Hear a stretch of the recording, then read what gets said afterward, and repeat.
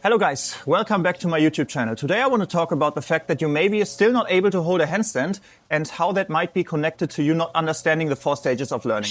Enjoy.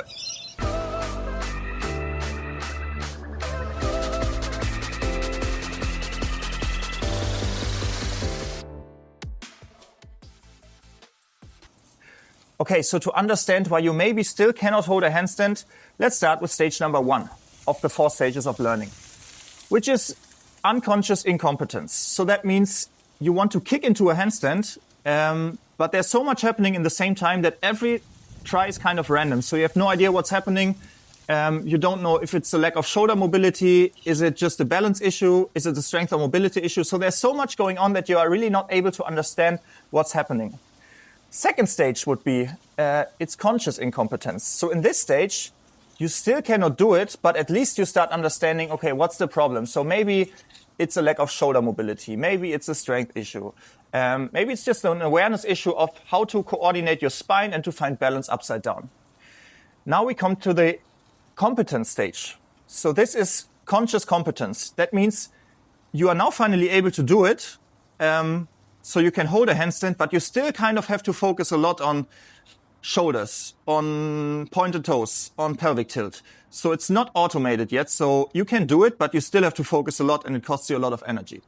And the last stage would be unconscious competence. So this is the stage where it's kind of automated. So where you can hold a handstand and you can maybe even talk in a handstand. You can think about other things because it's so automated. It's almost like driving a car. So you can talk to somebody while driving a car and it's kind of all automated and you're just able to do it.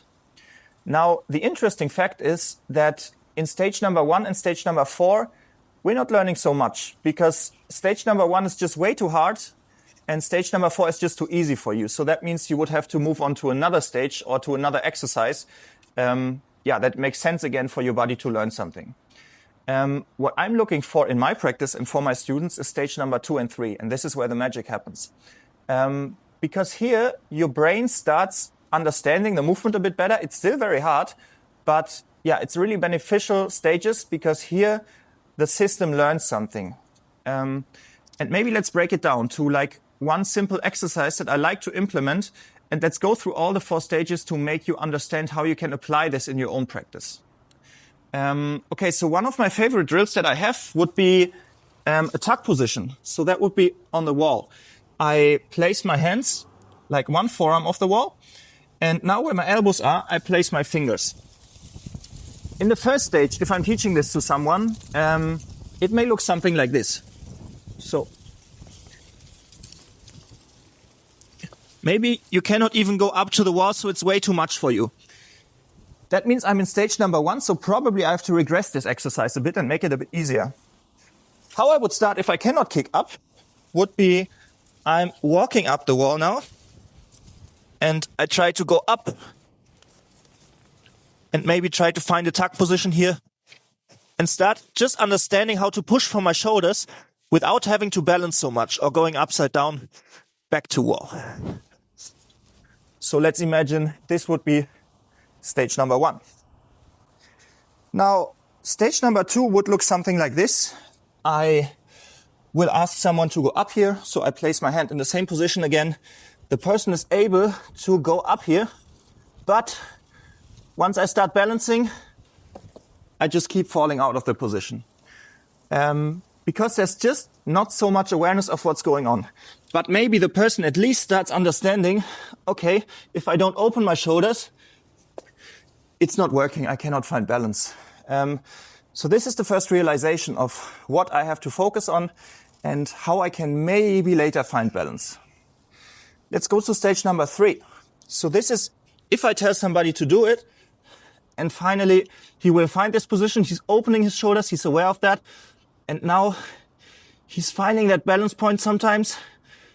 He maybe gets some successful tries here, balancing upside down, but he still has to focus a lot on the exercise. So it's not automated yet.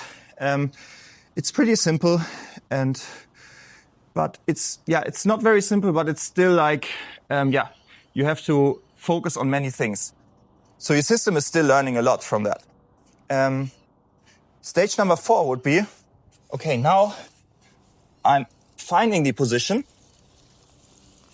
I'm opening my shoulders and I start balancing here. And I can even talk to someone, or I can move my head position. And it becomes kind of an automated position. So once that happens and I'm reaching that stage, maybe I'm ready to go to the next exercise, which is a bit harder. So in my case, let's imagine I can do it. I can talk in this exercise. Everything is clear for me. So now I would start maybe kicking up to a free handstand. So I would kick up. I try to not touch the wall. And I'm trying to find this position now in a freestanding handstand. I open my shoulders, I tilt my pelvis, I point my toes. And it's a bit more challenging already because now I don't have the wall for feedback and I have to find this position by myself. And it's probably going to be a bit harder. So moving through those phases is super important because what I often see is many people get stuck in stage number 1 and stage number 4.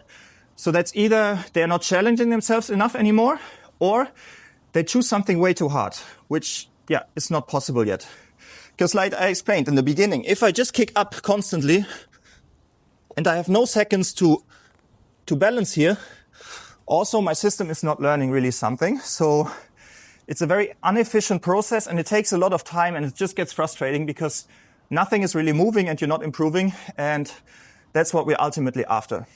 The important thing to understand is though, although we want to stay in stage number 2 and stage number 3, stage number 1 and 4 are super important because maybe if I want to build a long-term, like a sustainable practice for myself, I also want to play around. I want to have fun, Sometimes it's not just about it must be as efficient as possible, but it also must be fun.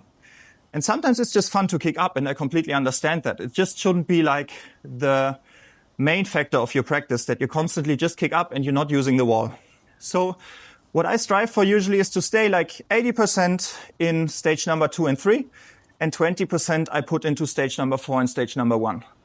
So in my case, because it still feels nice, I will go to the wall, I will balance, and it's just fun for me. It's easy, I know I can do it, and it gives me some good feeling because I can achieve the exercise.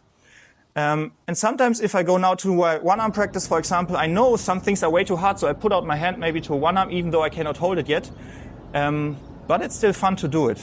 And I will not only focus on stage 2 and 3, because I know eventually maybe I get demotivated after a while and it's just a constant struggle and grind to do it. So I also use stage number 1 and 4. And this is what I also implement for all my students in my online coaching, when I teach classes, when I teach workshops. And this is super important to understand, because it takes such a long time in handstands to make progress. At least you want to be efficient and you want to make it as enjoyable as possible. Because what I see is many people, they quit after a few months trying that because it just gets too frustrating. So it's important to play around those stages and see where you are, get some awareness of the process and really start transitioning in between those stages and finding the next exercise which brings you again to stage number 2 and 3 and so on. So this is pretty much what you can apply to anything you want to learn, I guess. It's not only in handstands, it's probably in anything you want to learn in life. But especially for handstands, I think it's pretty obvious to see in which stage you are. You can film yourself, you can get feedback from a coach or from somebody who's more advanced. To get an idea on which stage are you. The longer you practice handstands, the more you realize for yourself in which stage you are. But in the beginning, it really takes somebody from the outside, maybe some external person, that helps you understanding in which phase you are, in which stage you are, and then progress from there slowly. So I hope this helps. This was a video for today, which I think is quite important if you want to learn anything, especially in handstands. I hope it helps you. If you're curious about more processes, techniques, I will upload more videos here, of course. But if you want to commit a bit more time and you want to invest in your handstand practice, of course, feel free to contact me, because I'm constantly doing online coaching with people all over the world. And this is the most efficient process because you just get exactly what you need. And it's a very fun process to progress faster than usually if you just try to teach yourself. I still hope that helped you, that gave you some good input. And I see you in the next video. Enjoy your handstand practice and see you next time. Bye-bye.